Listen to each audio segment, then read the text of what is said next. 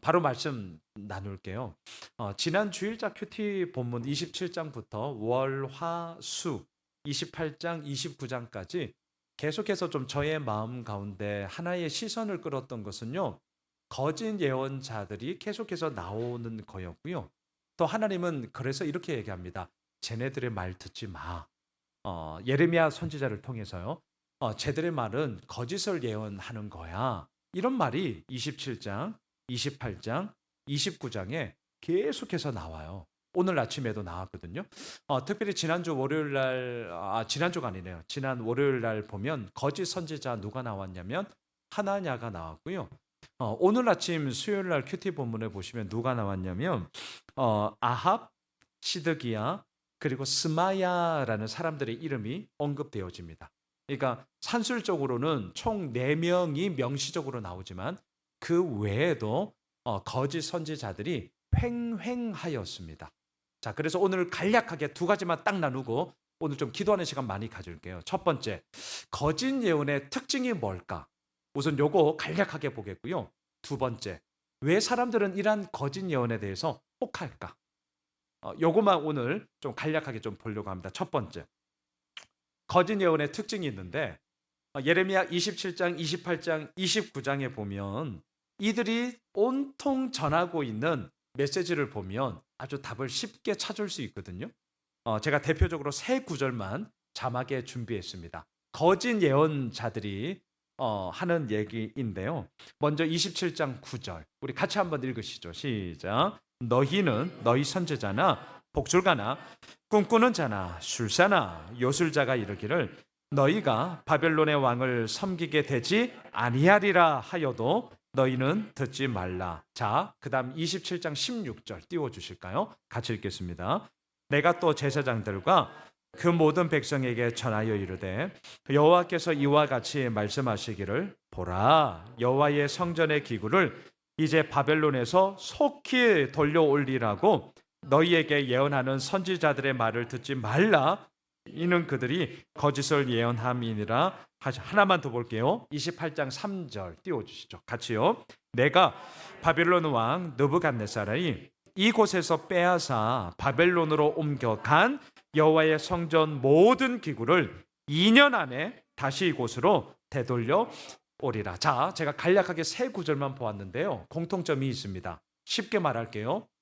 잘 될 거야. 예, 그냥 덮어놓고 막무가내로 잘 될 거야. 심지어는 이렇게 얘기합니다. 이게 28장 3절이 거짓 선지자 하나냐가 월요일날 얘기한 거거든요. 여러분 걱정하지 마세요. 지금 바벨론으로부터 빼앗겨간 예루살렘 성전의 기구들 있잖아요. 하나님이 저에게 말씀하셨거든요. 2년 안에 돌아올 겁니다. 아예 그냥 기간을 딱 산정해가지고 2년 안에 돌아올 거니까 걱정 마세요. 자, 이렇게 얘기합니다. 바벨론 왕 섬기지 않을 것입니다. 첫 번째, 두 번째 구절의 공통어가 그거거든요. 자, 쉽게 말하면 잘 될 겁니다. 아주 잘 될 거예요. 걱정 마셔요. 자, 이게 거짓 예언의 특징이에요. 덮어놓고 뭐 별다른 근거가 없어요. 특별히 당시 상황을 우리는 알고 있습니다. 지금 남유다는 풍전등화와 같습니다. 아니 좀 더 얘기를 하면 이미 바벨론의 공격으로 의해서 진짜 예루살렘 성전에 있는 기구가 빼앗겼어요. 그리고 1차, 2차, 3차에 걸쳐서 포로가 잡혀져 갔습니다. 맨 먼저 누구를 끌고 갔느냐? 왕족, 귀족, 그리고 전문 기술을 갖고 있는 사람들을 먼저 끌고 갔습니다. 그러니까 핵심 세력들을 끌고 간 거예요. 그러니 이제 나라가 뭐 말할 게 없겠죠. 그리고 두 번째, 세 번째에 걸쳐서 그 당시에는 이 피라미드 형이잖아요. 첫 번째 꼭대기 있는 사람들을 데리고 갔어요. 두 번째 중산층을 데리고 갔어요. 마지막 세 번째 이제 백성들, 평민들까지 끌고 간 거죠. 그러니까 남유다는 사실은 지금 무너져 버리는 꼴이거든요. 그런데 덮어놓고 2년 안에 빼앗긴 것이 돌아올 겁니다. 뭐 근거도 없어요.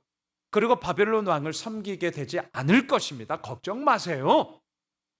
하나냐가, 시드기야가, 아합이, 또한 스마야가 거짓 선지자들이 온통 이러한 얘기를 하면서 그들의 마음을 혹 사로잡고 있습니다. 자, 오늘 첫 번째.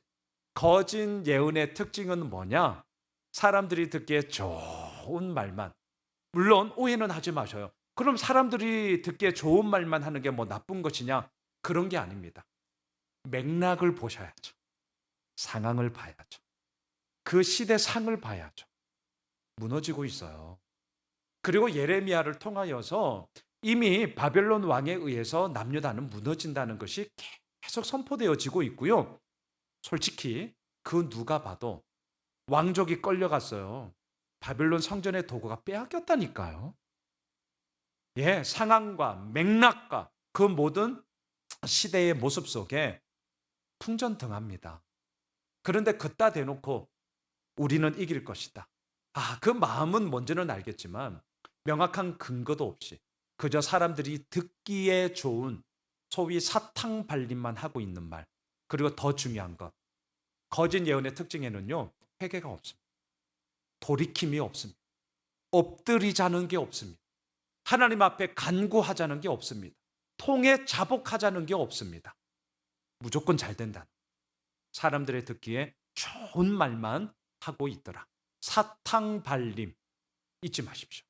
회개, 돌이킴, 엎드림, 통해 자복함, 간구함 이게 없다라는 게 거짓 예언의 특징이더라. 자, 두 번째. 그런데도 왜 이 거짓 예언이 통하냐라는 거. 시대를 막론하고 오늘날도 마찬가지 아닐까요? 물론 위로의 메시지 저도 좋아합니다. 그리고 회복의 메시지 저는 믿습니다. 반드시 회복될 거예요. 그리고 잘 되어져 감에 대한 격려와 칭찬과 그러한 소망의 메시지 있어야 합니다. 그걸 제가 도외시하자는 건 아닙니다. 그럼에도 불구하고 왜 사람들은 이러한 거짓 예언의 사탕 발림에 빠져드는 것일까? 답은 사실 간단합니다. 기준이 하나님께 있지 않고 나에게 있기 때문이에요. 제가 지난 주일 설교와 좀 연결을 그냥 할게요. 성장반에서 나누었던 교재에 있던 내용을 제가 지난 주일에도 말씀드렸습니다. 정상적인 신앙생활이란 나를 평가하는 나의 기준에서 하나님이 평가하는 하나님의 기준으로 옮기는 것이다.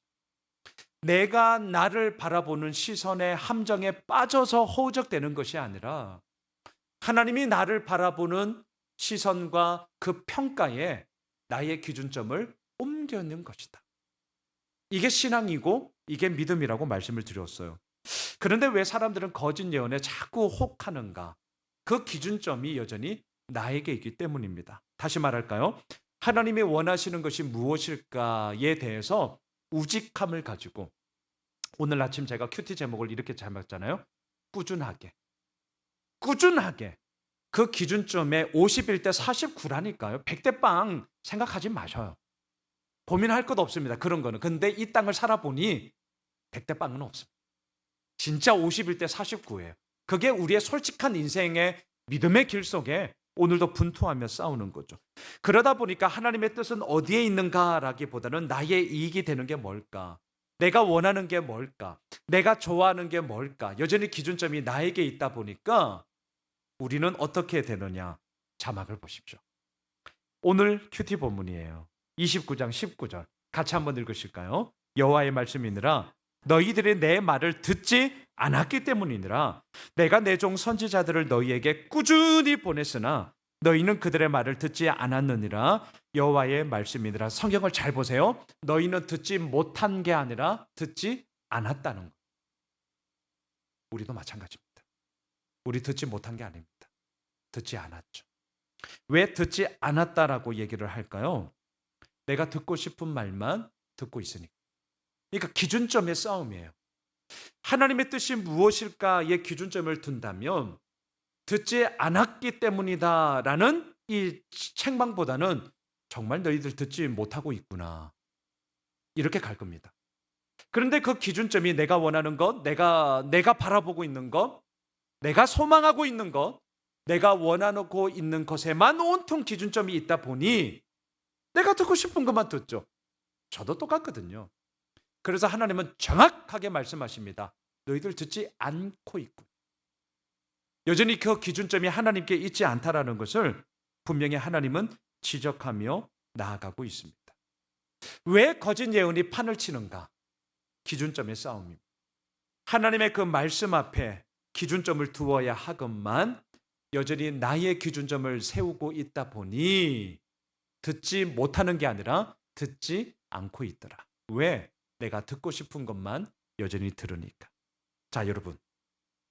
그럼에도 불구하고 하나님의 뜻은 너무나 분명합니다.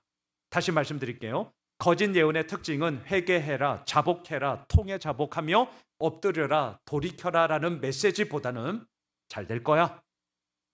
예, 덮어놓고 잘 될 거야.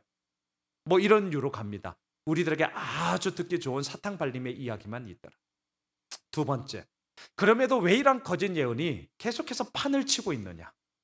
그것은 나의 기준점이 하나님께 중심이 있는 것이 아니라 내가 원하는 것, 내가 소망하는 것, 내가 좋아하는 것, 여전히 나 여기에만 있다 보니 오늘 하나님은 말씀하세요. 듣지 못하는구나가 아니라 듣지 않고 있구나. 내가 심지어는 꾸준히 하나님의 사람을 보내고 있으나 너희들은 여전히 듣지 않고 있구나. 자, 그렇다면 마지막입니다.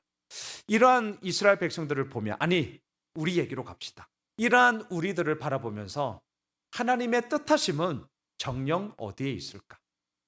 우리 요 구절 읽고 제가 오늘 마치도록 하겠습니다.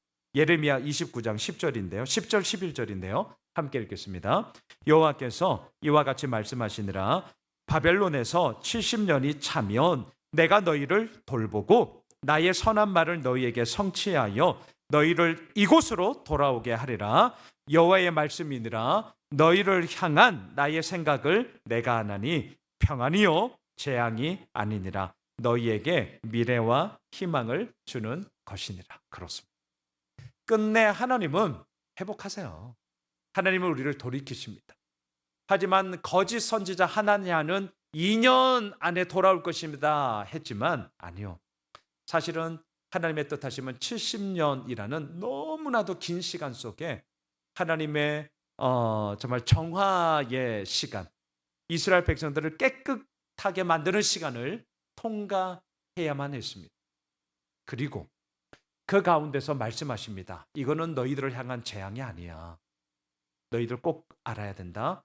진정한 샬롬, 평안을 주고자 함이요.